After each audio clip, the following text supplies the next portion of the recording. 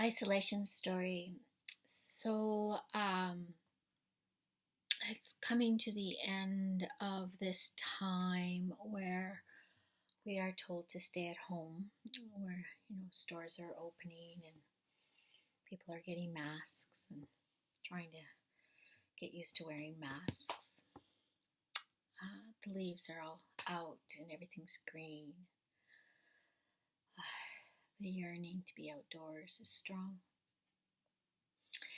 And I am remembering a time when Mark and I had been in retreat for a year in the Yukon wilderness. So this is about an hour and a half hike from the Alaskan highway and in the bush.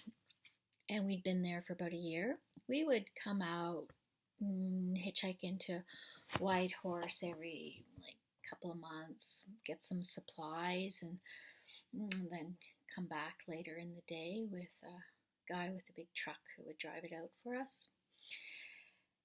And that was always weather permitting, of course. So, anyways, it's time for us to leave retreat. We've worked through a lot of stuff. We've been there together for a long time, and done some great art, done some nice writing, sat in meditation a lot. And,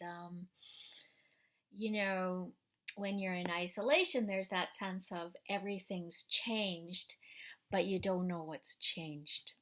And so leaving retreat after an extended period of time can be somewhat unnerving because we don't know what the next steps are, what our life would look like, and who we were. And it was like we couldn't go back to how things used to be. There was no going back, but the future was completely uncertain. So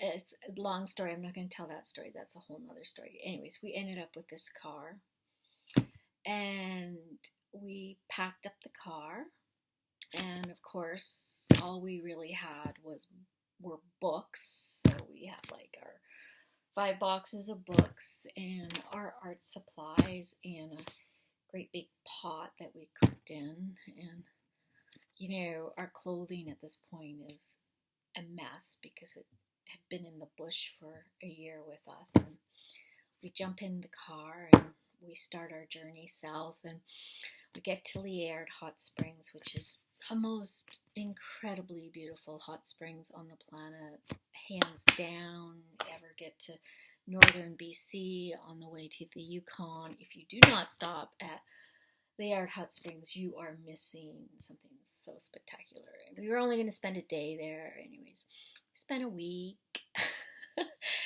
And so it's getting later in the season, and we're heading down the highway, the Alaskan highway. And, people talk about driving across Canada as a long drive, or driving around Lake Superior as a long drive. Well, let me tell you, driving the Alaskan highway in the late fall, early, last week of October, first week of November, it is a really long drive. There's hardly anyone else on the highway. And most of the places along the highway are closed, and the only thing we can get to eat really are French fries. So if that's not working out so well with sitting in the car and eating French fries for a week.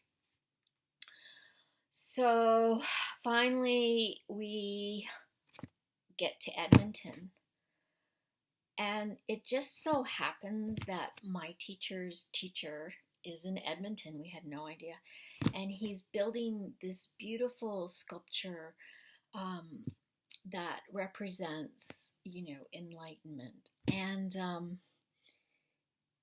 we're the only ones who have nothing to do.